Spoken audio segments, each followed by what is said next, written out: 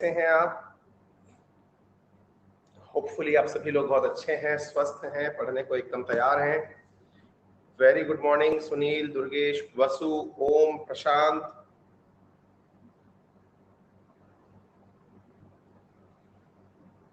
गुलाब Chand, Roshan, Rakesh, Saurabh, Tengo,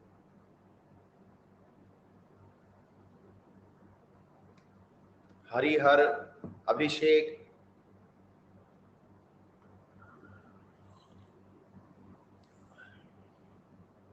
आशीष, Alok, very good morning. चलिए, जैसा कि आप सभी को ज्ञात है कि आज के सेशन के अंदर हम लोगों के द्वारा आपके लिए मैपिंग का प्लान किया गया है। काफी दिनों बाद मैपिंग शुरू हो रही है, तो काफी दिनों से हम लोगों ने मैपिंग के ऊपर कुछ भी जिक्र नहीं किया। लंबे टाइम के बाद में मैपिंग की क्लासेस में फिर से शुरू कर रहा हूं और उम्मीद है कि आप लोगों के लिए ये बेनिफिशियल होगा और अपने आप में एक रिवीजन के पॉइंट ऑफ व्यू से काफी ज्यादा इंपॉर्टेंट रहेगा। ठीक है, आइए।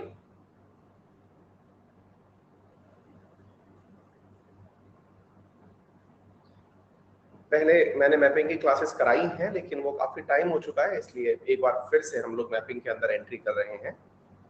शुरुआत में सबसे पहले जानकारी मैं आपको बता दूं मेरे रेफरल कोड के संबंध में। मेरा रेफरल कोड है अंकित 10, जिसका यूज करके अनअकैडमी की किसी भी सब्सक्रिप्शन पर आप 10% डिस्काउंट प्राप्त कर सकते हैं ऑन ऑल अनअकैडमी सब्सक्रिप्शंस। 31 मई रात 12 बजे के बाद प्राइसेस इंक्रीज हो जाएंगी अनअकैडमी के कोर्सेज की। यदि किसी को सब्सक्रिप्शन पहले प्लान करना है तो कर ले। जिस भी कैटेगरी में आप सब्सक्रिप्शन लेना चाहें, उस कैटेगरी में जितने भी एडुकेटर्स पढ़ा रहे हैं उन सबकी क्लासेस देखने को आपको मिल जाएंगी। फिर चाहे आप स्टेट पीसीएस का मैटर देखें, यूपीएससी का देखें, एसएससी का देखें, आपको जिस भी कैटेगरी में पढ़ना हो आप वहां पर क्लासेस ले सकते हैं। ठीक है, आइए साथियों शुरुआत करते हैं। जैसा कि आप सभी को ज्ञात है, जब हम वर्ल्ड के कॉन्टिनेंट्स की बात करते हैं तो दुनिया भर के इन कॉन्टिनेंट्स को एक बार के लिए समझने का प्रयास करते हैं, ये मानते हुए कि धरती गोल है। अब धरती कैसी वाली गोल है ये तो आप सबको पता है। एक बार कमेंट में बता दीजिए धरती का वास्तविक शेप क्या है। Very good morning, very good morning. अंडे वाली, जियोइड, ओवल। ठीक है, तो ये जो धरती हमें दिख रही है इस समय पर, इस धरती के अंदर इंसान के निवास के आधार पर, हालांकि देखिए ज्योग्राफी में बहुत सारी अवधारणाएं हैं जो अगर आपको मालूम हो तो, जो सबसे बड़ी ज्योग्राफी की अवधारणा है जिसमें पेंजिया और पैंथालासा के बारे में बात की गई है, उसमें तो ये तक कहा गया है कि ये सभी की सभी कॉन्टिनेंट कभी आपस में जुड़कर रहा करते थे, है ना वैगनर, बिल्कुल संदीप। लेकिन बाद में समय के साथ में इन सब के अंदर जो भी उतार चढ़ाव हुआ, ये सभी रहने वाली जगह एक दूसरे से दूर चली गई और वर्तमान में कॉन्टिनेंट्स के रूप में जानी जाती हैं। तो आप में से सबको ये तो अच्छे से याद ही है कि दुनिया भर के अंदर कॉन्टिनेंट्स कितने हैं। तो आंसर है साहब 7 कॉन्टिनेंट वर्तमान में दुनिया के अंदर एग्जिस्ट करते हैं। कॉन्टिनेंट कहते किसको है?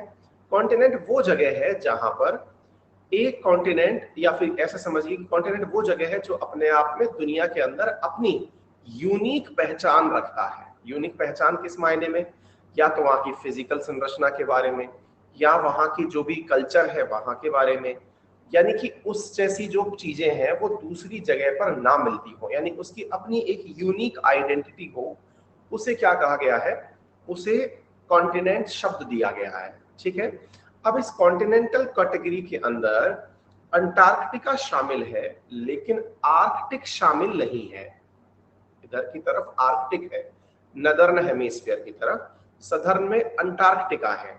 विनीत पूछ रहे हैं सर अभी अलवर में हो क्या? नहीं भाई, जयपुर आ गया मैं। ठीक है, तो ऊपर आर्कटिक है, नीचे अंटार्कटिक है। तो सवाल पूछा गया कि सर कौन सा वाला मतलब जो क्षेत्र है उसको कॉन्टिनेंट कहा गया? मैंने कहा भाई अंटार्कटिका में। फिर सवाल पूछा कि सर आर्कटिक में भी तो बर्फ होती होगी ना? मैंने कहा बिल्कुल होती है। आर्कटिक में बर्फ है तो इसे अलग कॉन्टिनेंट क्यों नहीं कहा गया? कोई बताएगा मुझे? हाँ जुगल, फिर से ये सीरीज शुरू हो रही है बेटा। शुभम बोल रहे हैं सर आर्कटिक तो सी है ना।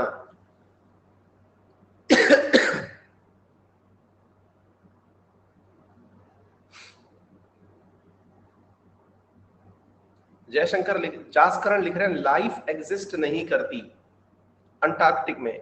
ठीक है, हाँ बिल्कुल शिवा, अब रोज ये सीरीज रहेगी, यहाँ से शुरू हो रही है, धीरे धीरे सब लोगों को पता चल जाएगी, काफी दिनों बाद हो रहा है।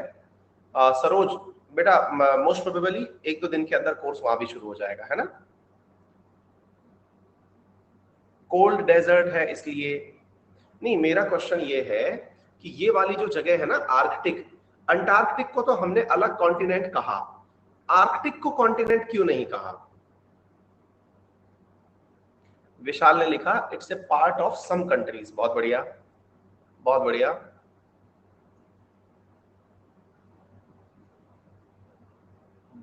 बहुत सही, क्योंकि इसके अंदर ना कुछ भी यूनिक नहीं था। अच्छा, एयरमैन राज लिख रहे हैं सर वहां पर सिर्फ पानी है। नहीं भाई, पानी नहीं है, वहां पे बर्फ है, ये पूरी जगह बर्फ ही है।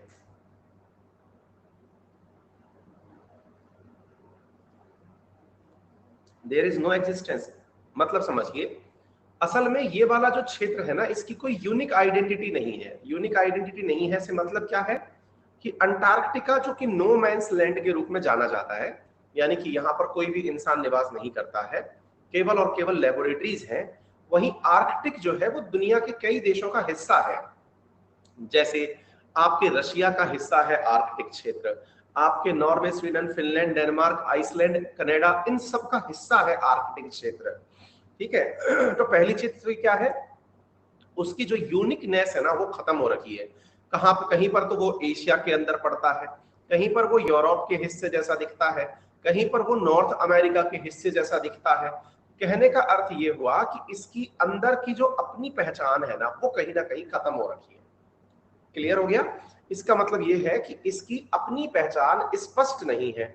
लेकिन अंटार्कटिका अगर ऑस्ट्रेलिया वाली साइड से देखो, अफ्रीका वाली साइड से देखो, दक्षिण अमेरिका वाली साइड से देखो, सब तरफ से एक जैसा है, यानी कि इसकी यूनिकनेस प्रेजेंट है। अच्छा, रिसेंटली एक चीज प्रभात, बिल्कुल मैपिंग की क्लासेस फिर से शुरू हुई हैं, मैं मैसेज डाल ही देता हूं ये वाला, है ना, ताकि बार बार आप लोग ये ना पूछें। मैपिंग की क्लासेस फिर से शुरू हुई हैं, है ना, क्योंकि कोई ना कोई बालक जो है इस बात को पूछ ही रहा है। अच्छा, तो अब सवाल ये बनता है, बोले सर एक बात बताइए, मैं कमेंट बॉक्स में पूछना चाह रहा था कि भैया बताओ, एक रिसेंटली एक और कॉन्टिनेंट है जो सुर्खियों में रहा है, उसका नाम क्या है। मतलब इन 7 के अलावा, सौभाग्य, सौरभ, प्रदीप, बिल्कुल सही जवाब, जीलैंडिया, है ना। इधर की तरफ ये जो न्यूजीलैंड वाला हिस्सा है, इसके सामने की तरफ, इधर की तरफ एक कॉन्टिनेंट और सुर्खी में रहा जिसका नाम बना जीलैंडिया। ठीक है ना, यानी वैज्ञानिकों ने इसे 8वां कॉन्टिनेंट कहा। अगर कोई भी इस प्रश्न को इस तरह से पूछे कि दुनिया में हाल ही में 8वां कॉन्टिनेंट चर्चा में रहा, तो उसका नाम आप जीलैंडिया बता देंगे। वैज्ञानिकों ने अपने अपने प्रमाण दिए, लेकिन किताबों में अभी तक कोई भी परिवर्तन नहीं हुआ है। ठीक है साहब, ऐसी स्थिति में अब जो बाकी है वो तो अब हमारे अच्छे से समझ में आ ही चुके हैं। सबसे दक्ष, अच्छा पहले मैं इस मैप को पढ़ना सिखाऊं उससे पहले कुछ बेसिक बातों का एक बार पुनः रिवीजन कर लेते हैं। रिवीजन इस बात का कि इस धरती के गोले को पढ़ते समय अपनी सुविधा के हिसाब से इसे 2 भागों में बांटा जाता है, आइदर अप और डाउन और लेफ्ट और राइट, है ना। किसी भी चीज को मतलब आसान करने का हमारा तरीका यही होता है कि मतलब भागों में बांट दिया जाए ताकि आसानी से पढ़ना हो जाता है। जैसे मान लीजिए कि मैं आपको कोई टास्क दूं तो आप खुद से हाफ वर्क डन को बहुत महत्व देते हैं कि हाँ भाई आधा काम हो गया। ऐसे ही मैं इस मैप को 2 भागों में बांट दे रहा हूं, एक ऊपर की तरफ वाला भाग और एक नीचे की तरफ वाला भाग, या फिर एक राइट हैंड साइड का भाग और एक लेफ्ट हैंड साइड का भाग। क्लियर। ऊपर और नीचे के बटे हुए भागों को हेमिस्फीयर कहा गया, या फिर लेफ्ट और राइट बटे हुए भागों को भी हेमिस्फीयर कहा गया। ऊपर और नीचे, ऊपर वाले हिस्से को नदर्न हेमिस्फीयर नाम दिया गया। अब देखिए दिशाओं को एक बार के लिए हम फिलहाल समझ लेते हैं। ऊपर की तरफ नॉर्थ बोला जाता है, नीचे की तरफ साउथ बोला जाता है, राइट में ईस्ट बोला जाता है, लेफ्ट में वेस्ट बोला जाता है। ठीक है रश्मि बेटा, आपने पैसे नहीं दे रखे हैं फिर भी आपको दिख रही है, दैट मीन्स ये स्पेशल क्लास है ना। हाँ जी, तो इन दिशाओं को हमने 4 भागों में बांट रखा है, ऊपर नॉर्थ, नीचे साउथ, राइट में ईस्ट, लेफ्ट में वेस्ट। तो जो ऊपर वाला भाग है, अब कहां से ऊपर वाला भाग, मतलब किसको ऊपर वाला माने, इसको ऊपर वाला माने, इसको ऊपर वाला माने, इसको ऊपर वाला माने, किसको माने? तो हमने कहा धरती को बीचों बीच से 2 भागों में बांट दो, जहां से बांटा गया वो 0 डिग्री रेखा है, लैटिट्यूड है। 0 डिग्री लैटिट्यूड से ऊपर नदर्न है और 0 डिग्री लैटिट्यूड से नीचे सदर्न है। दिशाओं को कैसे बांट दिया? ऊपर नदर्न, नीचे सदर्न।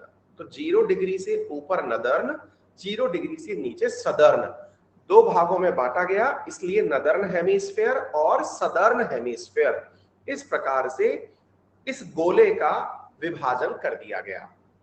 गौतम मुश्किल से 2-3 दिन में आ रही है बेटा, है ना? क्लियर हो गया? तो यहां पर क्या है, बिल्कुल ऋषि डेली होगी क्लास। तो नदर्न हेमिस्फीयर और सदर्न हेमिस्फीयर, ऐसे ही पृथ्वी पर एक जगह पर 0 और लिखा गया है, वो ये रहा। और ये जो 0 है, ये 0 इसके भी रेस्पेक्ट में इधर की तरफ राइट हैंड साइड जगह है, इसको ईस्टर्न हेमिस्फीयर कहा गया। और इधर की साइड वाली जो जगह है, इसे वेस्टर्न हेमिस्फीयर कहा गया। क्लियर हो गया? यानी कि ये पूरा की पूरा क्षेत्र वेस्ट हो गया, ये पूरा की पूरा क्षेत्र ईस्ट हो गया, ये पूरा क्षेत्र नॉर्थ हो गया, ये पूरा क्षेत्र साउथ हो गया। अब आपके दिमाग में एक सवाल बनेगा कि सर एक बात बताइए, एग्जैक्टली कोई हमसे यदि ये पूछ ले कि भारत कौन से हिस्से में है, भाई भारत को देख करके कोई पूछ ले हमसे, ये तो दोनों हिस्सों में पड़ रहा है सर। मैंने कहा हाँ, अगर कोई आपसे हेमिस्फीयर पूछे तो आप आंसर देंगे कि भारत नदर्न हेमिस्फीयर में भी है और ईस्टर्न हेमिस्फीयर में भी है। लेकिन फॉर प्रिसीजन हम ये बोल सकते हैं कि पृथ्वी के नॉर्थ ईस्ट में भारत एग्जिस्ट करता है। ठीक है ना? ऊपर नॉर्थ, नीचे ईस्ट की तरफ भारत एग्जिस्ट करता है। क्लियर हो गया? उम्मीद है सभी साथियों को ये बात अच्छे से अब तक क्लियर हो चुकी होगी। चलिए एक बार के लिए हम इस पूरे की पूरे मैप को थोड़ा सा समझने का प्रयास करते हैं।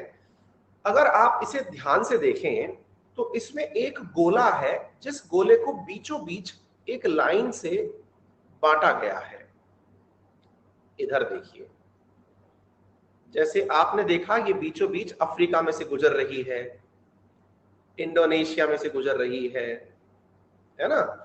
इधर की तरफ ब्राजील वाले देश, ये जो है दक्षिण अमेरिका, इनसे गुजर रही है। पहले तो मुझे ये बताओ, ये जो लाइन हमने बनाई, ये लाइन किस चीज की है? लोहे के तार डाल रखे हैं या फिर प्लास्टिक के पाइप डाल रखे हैं? कमेंट बॉक्स में जल्दी से बताइए ये क्या है। आप चाहें तो पोल भी करा सकता हूं। ए लोहे के तार, बी प्लास्टिक के पाइप, सी अंडर सी केबल। हाँ जी, लीजिए 4 ऑप्शंस हैं आपके सामने, बताइए कौन सा सही है।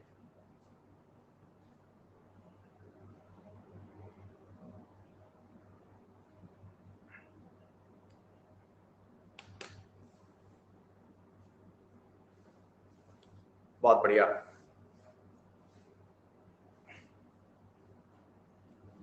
शानदार।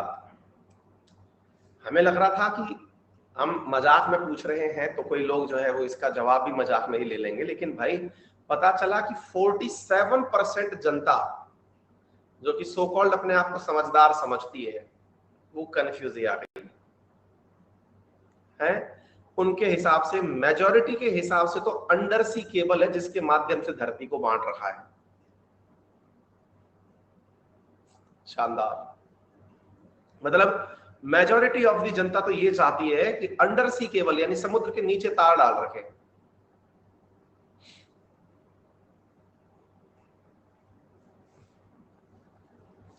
शानदार, जबरदस्त।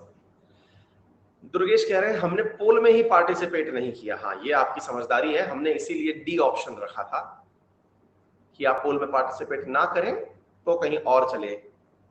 खैर कोई नहीं, जो इस प्रकार की बातें बोल रहे हैं, हम तो खेल ही नहीं रहे थे। कई बार ऐसा होता है ना, अपन बचपन में कोई मैच खेलते थे और फिर हम जब हार जाते थे तो हम तो कहते हम तो खेल ही नहीं रहे थे, हम तो टीम में थे ही नहीं, हमने बैटिंग करी नहीं, हमने बॉलिंग करी नहीं। मान गया।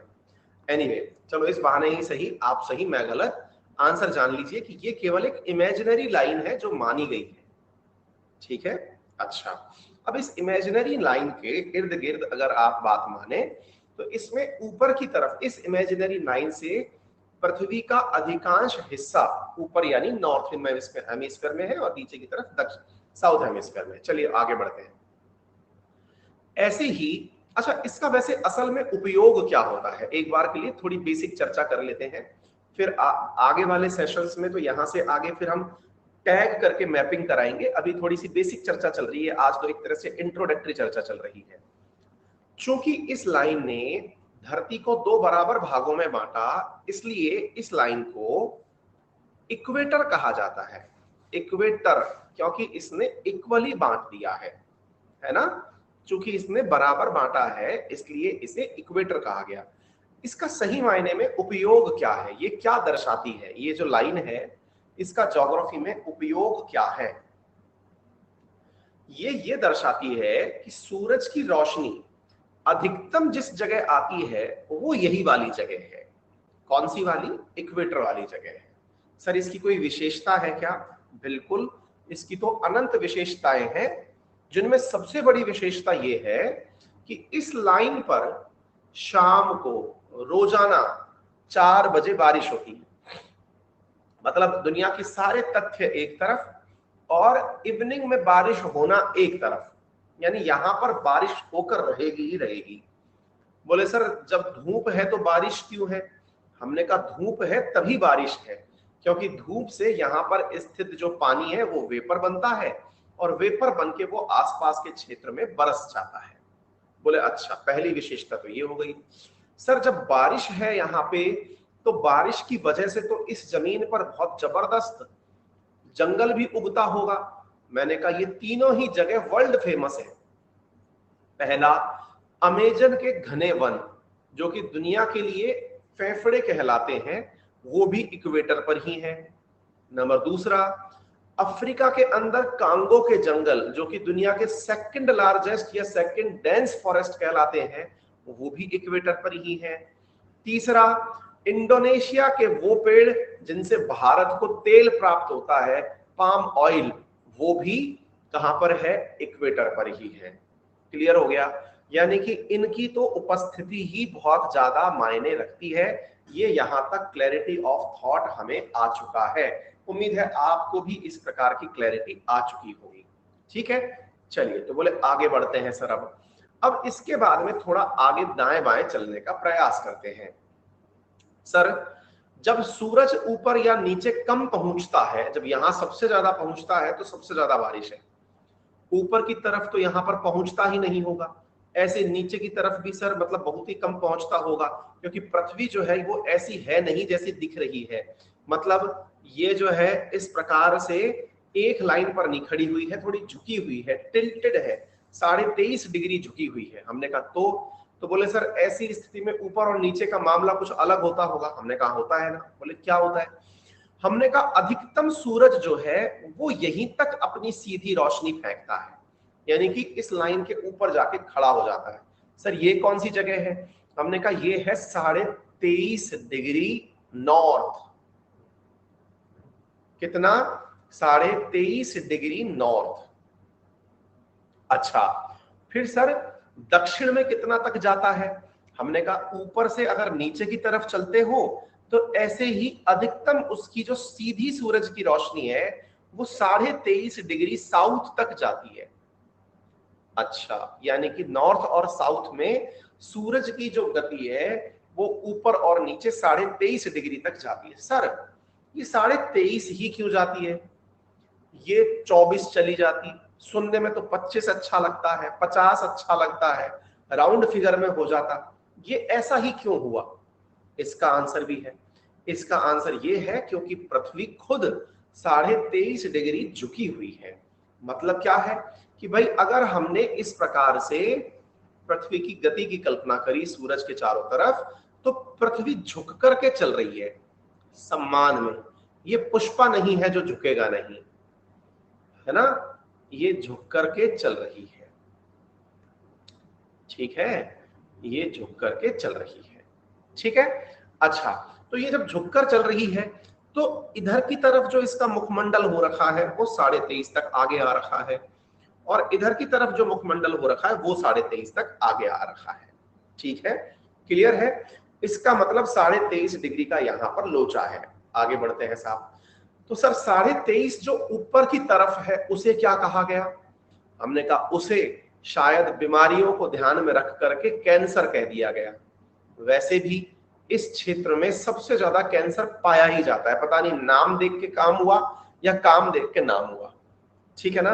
हालत इन दिनों तो इतने जबरदस्त हैं। हमारे राजस्थान में एक जगह है, उसका नाम है बीकानेर। जो राजस्थान से है वो तो जानते होंगे, जो नहीं जानते होंगे वो इसलिए जानेंगे क्योंकि बीकाजी भुजिया करके एक नमकीन आती है, शायद आपने खाई हो सबने, है ना, बीकानेरी भुजिया बोलते हैं उसको। वहां पर एक मेडिकल कॉलेज है, और जो मेडिकल कॉलेज है वहां पर वीक में 1 दिन या 2 दिन एक ट्रेन आती है। वो ट्रेन का नाम ही कैंसर ट्रेन है। पंजाब से, बिल्कुल लालचंद, पंजाब से बीकानेर के लिए एक ट्रेन आती है। हाँ जयशंकर या जासकरण, चाय खत्म हो गई। हाँ भाई, उस ट्रेन का नाम ही कैंसर ट्रेन है, कारण उसमें इतने कैंसर पेशेंट आते हैं। फिर आप पूछेंगे क्यों सर, इतने क्यों? क्योंकि बीकानेर का मेडिकल कॉलेज बहुत ज्यादा कैंसर की सुविधाओं से युक्त है, और पंजाब से होकर के, यानी कि बिल्कुल पड़ोसी राज्य से होकर के, पंजाब और हरियाणा से भर भर के वहां कैंसर के पेशेंट आते हैं, है ना। लगभग 3000 पेशेंट आने का वो है उसमें, मतलब ट्रेन में आते हैं। इतना जबरदस्त मतलब ये बीमारी फैल रही है। अच्छा, तो फिर थोड़ा आगे बढ़ते हैं साहब। धर्म बीकानेर से है, चलिए बहुत बढ़िया। हाँ जासकरण, बिल्कुल भैया बिल्कुल सही कह रहे हैं। खैर एनीवे, हमने तो केवल आपको रिजेंबल करने के लिए, याद करने के हिसाब से बता दिया। नॉर्थ की तरफ ये वाली जो लाइन हमने बताई, ये कर्क रेखा यानी कैंसर रेखा बता दी, और दक्षिण की तरफ जो है इसका नाम मकर रेखा यानी कि कैप्रिकॉन बता दी। ठीक है, तो बीच में इक्वेटर, ऊपर कैंसर, नीचे कैप्रिकॉन, ये 3 रेखाओं के अंदर पृथ्वी का फिलहाल के लिए बंटवारा कर दिया। सरोज 2-3 दिन के अंदर बेटा शुरू हो जाएगा वहां पर भी, है ना। अब फिर एक सवाल बना, सर एक बात बताइए, यदि ये बंटवारा हो गया, ये देखिए ये बंटवारा तो आपने कर दिया, अब इस बंटवारे का क्या लॉजिक है? हमने कहा यार इसका कोई लॉजिक है नहीं असल में। ये ऐसी लाइन है जो कि खुद की सुविधा से बनाई गई। जैसे मान लो मैं एक सवाल पूछूं आपसे, ये बिल्कुल बहुत आसान सी घटना थी, मैं आपको बताता हूं। ये ऐसे मान लो कि ये एक गोला बनाया मैंने, हालांकि मैं एक बार में सीधा गोला बना नहीं पाया, तो मुझे थोड़ी तकनीकी सहायता लेनी पड़ेगी। मान लीजिए मैंने एक गोला बनाया। अब मैं आपसे पूछता हूं कि बताइए इस गोले के अंदर जगह शुरू कहां से हुई? मान लीजिए मैंने इस गोले में आपसे पूछा स्टार्टिंग पॉइंट बताओ, स्टार्टिंग पॉइंट बताओ इस गोले का। स्टार्टिंग, बस मैंने गोला बना दिया, आपसे पूछा कि इस गोले का स्टार्टिंग यानी 0 पॉइंट बताइए कहां है। हाँ, बच्चों ने कहा सर कहीं से भी कर दो। भाई मान लीजिए आप यहां से शुरू कर दोगे तो यहीं लाके खत्म करना है, आप यहां से शुरू कर दोगे तो यहीं लाके खत्म करना है। मतलब इसमें जहां देखो अनंत संभावनाएं हैं शुरू करने की। मैंने कहा यार वो तो सही है, लेकिन इस शुरुआत के शब्द की जरूरत ही क्या पड़ी? मान लो मैंने आपसे कहा यहां से शुरू करते हैं, चलिए, इसकी जरूरत ही क्या थी? बिना शुरुआत का पॉइंट माने ही चीजें शुरू कर दी जाती। अरे नहीं सर, आसान होता है, बिल्कुल इनएविटेबल ने बताया कंपेयर करना आसान होता है। क्या कंपेयर करना आसान होता है? कि भाई सेंटर पॉइंट से लेफ्ट में है, सेंटर पॉइंट से राइट में है, कहां पर है भाई वो, है ना। दूसरा बोले सर ये भी आसान होता है पहचानना कि सेंटर पर वापस कितनी देर में लौटेगा, क्योंकि गोल है ना सर, वापस लौटेगा, तो सेंटर पर वापस कितनी देर में लौटेगा, इसलिए कोई तो स्टार्टिंग पॉइंट मानना पड़ेगा। हमने कहा हाँ ये बात भी सही है, तो भाई सेंटर पॉइंट कहीं ना कहीं मानना पड़ेगा। इस वजह से चूंकि धरती पर जिस समय अंग्रेजी यानी ग्रेगोरियन कैलेंडर बन रहा था, अंग्रेजों का राज था, अंग्रेजों ने अपने हिसाब से इस सेंटर पॉइंट को खुद से डिसाइड कर लिया कि भाई सेंटर पॉइंट अपना, उसके बाद बाकी बातें डिसाइड होंगी। बोले ठीक है। कहां किया? तो जहां बैठ करके ये सब बकवास हो रही थी वो यूनाइटेड किंगडम के अंदर एक जगह थी जिसका नाम था ग्रीनविच। मैं एक बार जूम करके दिखाऊं, इधर देखो, यहां पर ये यूके रहा और इस यूके के अंदर एक जगह है जिसका नाम है ग्रीनविच।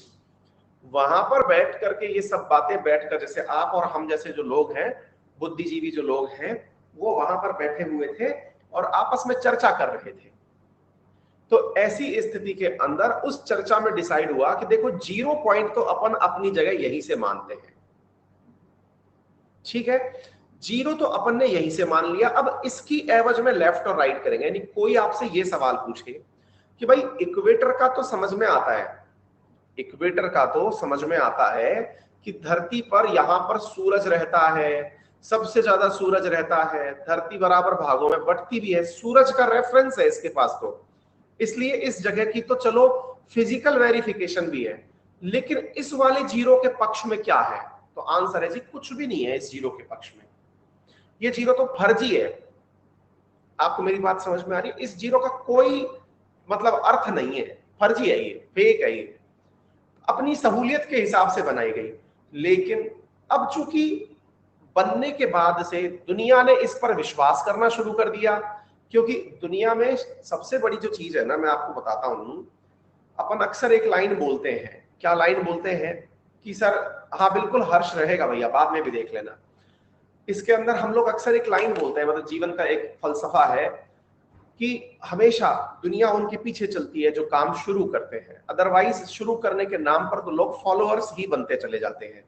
नई शुरुआत करने में सबको बहुत जोर आता है, तो दुनिया ने भी इतना दिमाग नहीं लगाया कि अरे कौन करेगा ये सब खाचा फाचा, एक काम करो इन्हीं अंग्रेजों को दे दो। क्योंकि यही, अब अगर कोई मुझसे कह दे या आपसे कह दे कि यार सर एक काम करो, आपके घर की बगल में ना एक मट्टी का बहुत ऊंचा सा पहाड़ बना हुआ है, हमने कहा तो सर उसको खोद के देखो, उसमें कुछ मिल सकता है। मैंने कहा कारण क्या है? बोले उसकी बगल में नदी है ना। मैं पागल है क्या?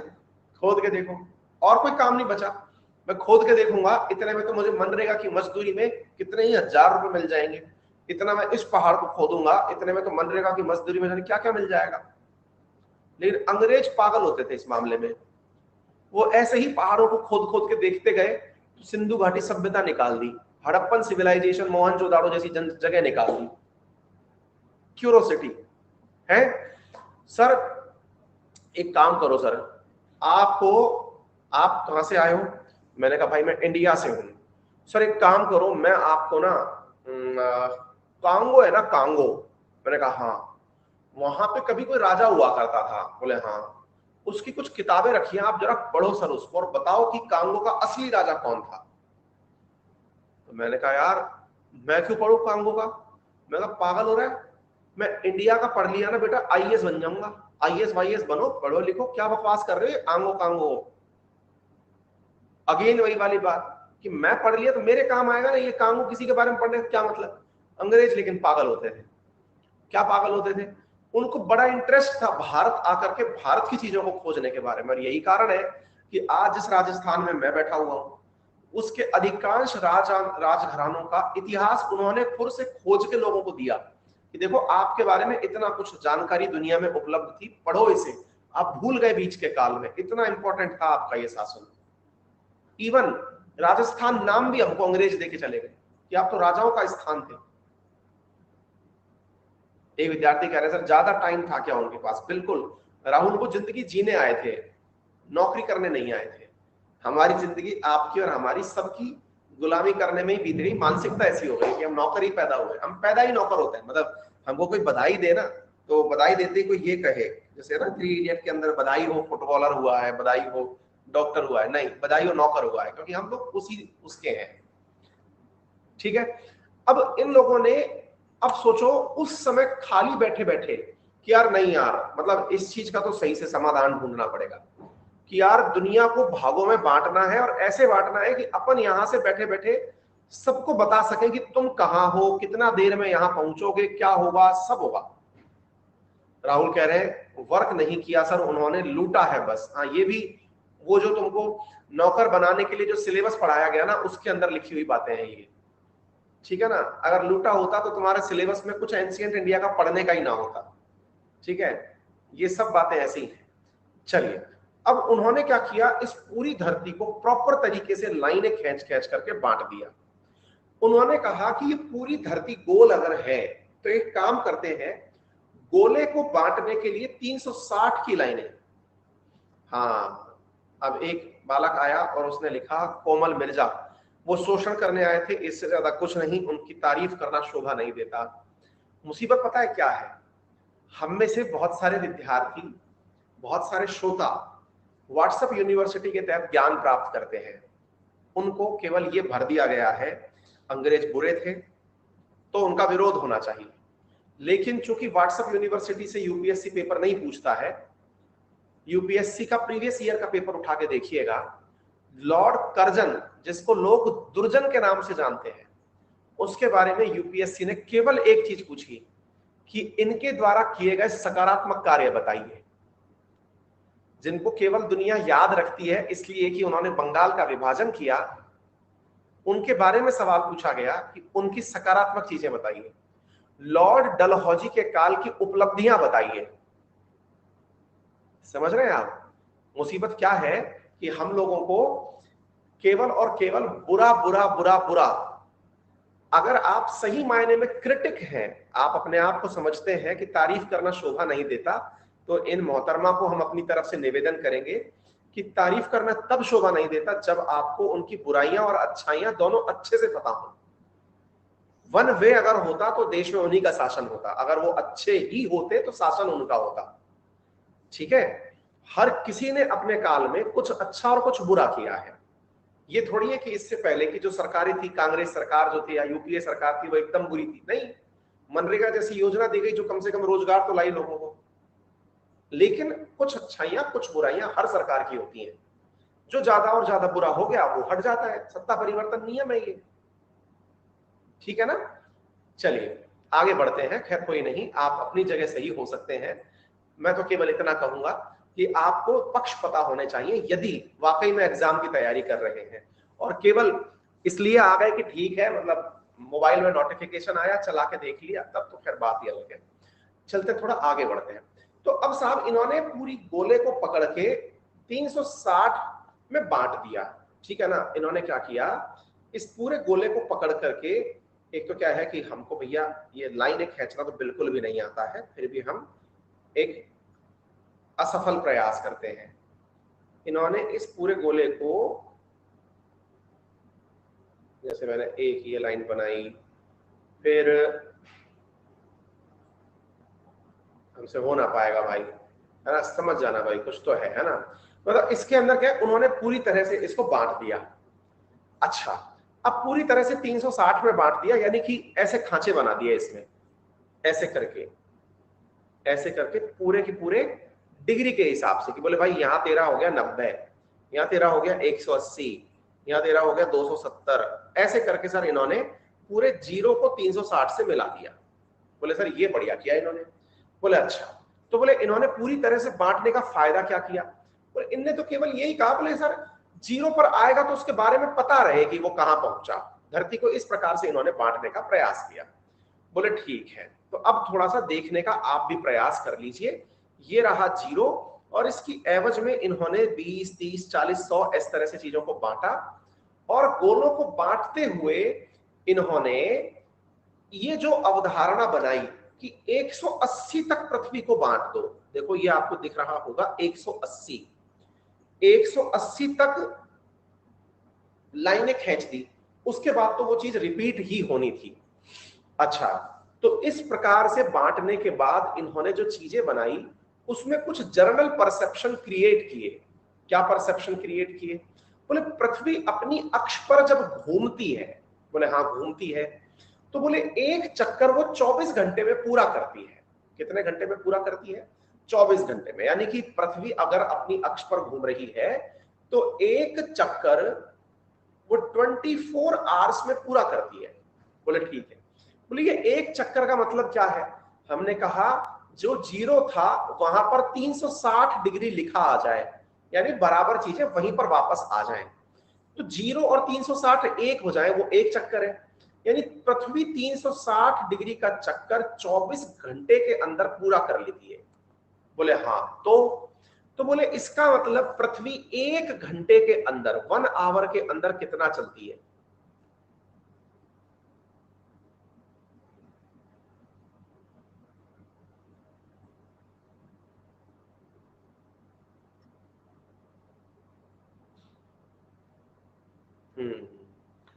ये होता है कई दिनों बाद जब क्लास लेते हैं ना, तो कई गुणीजन क्लास के अंदर विद्वान हो जाते हैं। अब देखो इस बच्ची ने बहुत अच्छा कमेंट किया है हमारे ऊपर। गलत चीजें आप फैला रहे हैं उनकी तारीफें करके। उनकी मंशा सही नहीं थी, मंशा बस शोषण करने की थी। जो कुछ वो किए अपने लिए ही किए थे, भारतीयों के लिए कुछ नहीं किए। वो बस इनडायरेक्टली भारतीयों को कुछ फायदा हुआ। कोमल, मैं हार गया, तुम सही हो। मैं बहुत बुरी तरह पछता रहा हूं कि मैंने कुछ गलत पढ़ा दिया। मुझे अगर हो सके तो मैं सविनय अवज्ञा आंदोलन करते हुए आपसे कह रहा हूं कि कृपया मुझे माफ कर दीजिए। मैं ये गलती दोबारा नहीं दोहराऊंगा। So sorry. आगे चलते हैं, है ना। अब क्या है कि ये जो 1 डिग्री जो है, इस जगह 15 डिग्री। अब एक चीज को यहां पर समझने का प्रयास करिए। 24 घंटे के अंदर वो 360 डिग्री जो है चक्कर काट रहा है। यानी एक घंटे के अंदर 15 डिग्री। मतलब मुझे ऐसा फील हो रहा है कि कोमल ने ये पता लगा लिया है कि मुझे अंग्रेजों की तरफ से पैसा मिलता है। हाँ हाँ हाँ। आई एम सॉरी कोमल, तुमको कैसे पता चला? ये तो मैंने बताया नहीं मेरे अकाउंट में इंफॉर्मेशन कहां कहां से आ रही है। ओ माय गॉड, अब वो मेरी क्लास से जा रही है। कोमल मत जाओ प्लीज, मुझे बुरा लग रहा है। ये लो, छोड़ के भी चली गई मेरी class. Shit man, I am so sorry. मैं दोबारा से ऐसी गलती नहीं करूंगा। और तुमको पता चल गया कि मुझे कहां से पैसा मिल रहा है। चलिए एनीवे, तो एक घंटे के अंदर ये 15 डिग्री जो है ना, ये चक्कर काट रही है पृथ्वी। क्लियर है? आगे बढ़ते हैं। अब क्या हुआ कि एक घंटे के अंदर 15 डिग्री अगर चक्कर काट रही है, तो पूरी 24 घंटे के अंदर पूरी पृथ्वी के 360 डिग्रियों को खांचे में बांट दिया गया। पूरी पृथ्वी के अंदर 360 डिग्री के अंदर खांचों में पृथ्वी को बांट दिया गया। बोले इससे क्या फायदा हुआ? बोले इससे फायदा यह हुआ कि 360 डिग्री में अगर पृथ्वी बटी है तो अब वो असल में 360 डिग्री में नहीं बटी। तो बोले फिर? तो बोले वो असल में एक घंटे के हिसाब से बट गई है। क्लियर है? मतलब समझ में आ रहा है? कहने का मतलब यह हुआ कि वो एक घंटे में 15 डिग्री पृथ्वी चल रही है, यह कंफर्म हो गया। अच्छा, एक घंटे में 15 डिग्री चल रही है से मतलब हुआ कि अगर मैं इस 0 डिग्री से इधर खड़ा हूं तो मुझे यह पता चल गया कि अगर एक बार के लिए मैं मान लूं कि मान लो सूरज जो है ना वो यहां पर है। एक बार के लिए मैंने मान लिया सूरज की रोशनी यहां पर है ना। ये सूरज है, इसके सामने की तरफ जो है रोशनी मतलब पृथ्वी है, उसके ऊपर सूरज की रोशनी आ रही है। पृथ्वी गोल गोल घूमे जा रही है। अब पृथ्वी गोल गोल घूमे जा रही है तो एक घंटे के अंदर वो 15 डिग्री मूव कर रही है। एक घंटे में 15 डिग्री मूव कर रही है। मान लीजिए अभी वो मेरे थंब के सामने सूरज की रोशनी थी, अब वो घूम गई घंटे भर के अंदर और लिटिल फिंगर के ऊपर रोशनी आ गई। पहले कहां पर थी? थंब के ऊपर। फिर कहां आ गई? लिटिल फिंगर के ऊपर रोशनी आ गई। थंब और लिटिल फिंगर 15 डिग्री की डिस्टेंस पर है। मैं आपको समझाने के लिए बोल रहा हूं। तो मुझे अब यह पता चल गया कि मुझसे ये थंब एक घंटे सूरज की दूरी पर है और टेक्निकली 15 डिग्री अर्थ की दूरी पर है। मतलब मुझे यह पता चल गया कि कौन सा देश कहां पर स्थित है। सही मायने में मुझे लोकेशन पता चलने लग गई। किसकी पता चल गई? लोकेशन, देशों की पता चलने लग गई। उदाहरण के लिए इंग्लैंड से, यानी कि इस यूनाइटेड किंगडम से भारत कितने घंटे आगे है? 5.5 घंटे आगे है। क्लियर? भारत कितना डिग्री आगे है? 5.5 घंटे आगे। मतलब यह हुआ कि भारत पे जब सूरज की रोशनी होती है तो उसके 5.5 घंटे बाद इंग्लैंड पर रोशनी होती है। सर भारत में 5.5 कैसे आया? मैंने कहा 1 घंटा इज इक्वल्स टू 15 डिग्री, 5 घंटे इज इक्वल्स टू 75 डिग्री। तो इसके बाद में 0.5, 5.5 घंटा बोला ना मैंने, इसका मतलब 7.5 और जोड़ दो, 7.5 और जोड़ दिया, यानी 7 5 12, यानी कितना हो गया? 82.5 डिग्री का डिस्टेंस है। ठीक है, यानी कि इंडिया जो है वो यूके से कितना आगे हो गया? 82.5 डिग्री आगे हो गया। क्लियर हो गया? समझ में आ गया? कहने का अर्थ यह है कि पृथ्वी को इस प्रकार से बांट करके इन्होंने एक बहुत अल्टीमेट काम क्या कर दिया। सॉरी, मुझे तारीफ करनी पड़ रही है इनकी, है ना। और भी मेरा कोई भाई बहन है जिसको कि बुरा लग रहा हो, लेकिन मैं मजबूर हूं कि मुझे अब जहां से सैलरी मिल रही है उनकी थोड़ी तारीफ करनी पड़ेगी। अंग्रेज मेरे अकाउंट में पैसा डालते हैं। तो मुद्दा यह है कि साहब इन्होंने एक शानदार काम क्या कर दिया कि इन्होंने पूरी पृथ्वी को इस प्रकार से घंटों के क्रम में बांट दिया, है ना, इधर से लेकर के इधर तक। यानी कि अब मुझे ये अच्छे से पता है कि सूरज सबसे पहले इस 180 डिग्री का सामना कर रहा है। अब 180 डिग्री का सामना कर रहा है और इस 180 डिग्री के बाद में 12 घंटे, अब 180 में 15 का भाग दे लो, यानी 12 घंटे, यानी 12 घंटे बाद यूके पहुंचेगा और यूके के 12 घंटे बाद फिर से यहीं पहुंचेगा। यानी सूर्योदय का देश यदि जापान है तो उस पर वापस सूरज की रोशनी 12 घंटे बाद पहुंचेगी। इस प्रकार से अर्थ को इन्होंने पूरी तरह से डिस्कस कर दिया। ये जो यहां पर 180 डिग्री पर हमने लाइन बनाई, इसे हमने क्या नाम कहा? इंटरनेशनल डेट लाइन, है ना। अजीत बोल रहे हैं नहीं सर आप कंटिन्यू कीजिए, आप सॉरी मत बोलिए। मतलब ये सीरियसली ले रहा है इस बात को कि सर सॉरी भी सीरियसली बोल रहे हैं। मैं बहुत दिनों से क्लास में नहीं आया ना, तो इसका नतीजा ये निकला कि बच्चे जो है ना वो मतलब एक तरह से हो गया ना, वो चीज जानना ही भूल गए कि किस व्यक्ति से बात कर रहे हैं।